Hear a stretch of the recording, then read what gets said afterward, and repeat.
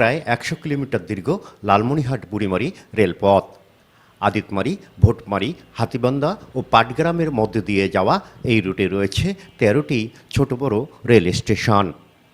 স্থানীয়দের পাশাপাশি ভারত ও ভুটানে যাতায়াতকারী যাত্রীদের কাছেও গুরুত্বপূর্ণ এই রেলপথ। তবে দীর্ঘদিনেও এই রেলপথে চোখে পড়ার মতো কোনো উন্নয়ন হয়নি।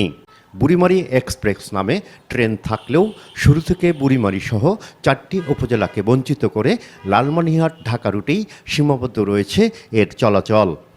বুড়িমারি যদি নাই থাকে তাহলে আবার বুড়িমারি নামে এক্সপ্রেস হওয়ার মানেটা কি হলো? নামে তো যুক্তিকতা আছে। ডিজিটাল যুগ, মানুষ তো এখন সেবামূলক প্রতিষ্ঠানের দিকে বেশি করে নজর দেয়।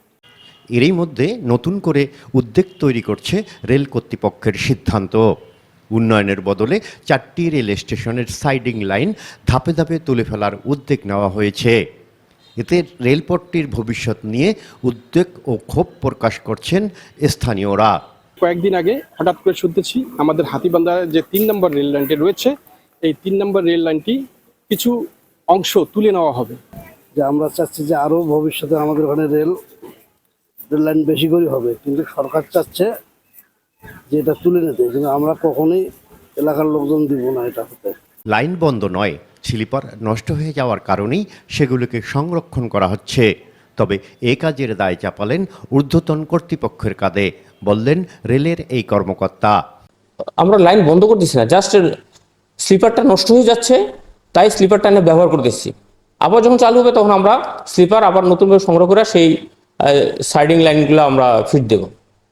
এটাই প্রধান প্রকৌশলী পশ্চিম মহোদয়ের অনুমোদন সাপেক্ষে এই কাজটা করা হচ্ছে। ৪ স্টেশনের সাইডিং লাইনের অর্ধেক স্লিপার খুলে ফেলার অনুমোদনে রেলপথটি আরও অকার্যকর হয়ে পড়ার আশঙ্কা করছেন স্থানীয়রা। সিদ্ধান্ত পূর্ণ বিবেচনা করে আধুনিকায়নের দাবি তাদের। আর এমনটাই প্রত্যাশা লালমনিরহাটবাসীর। এম এ রহিম, লালমনিরহাট প্রতিনিধি, আনন্দ টিভি।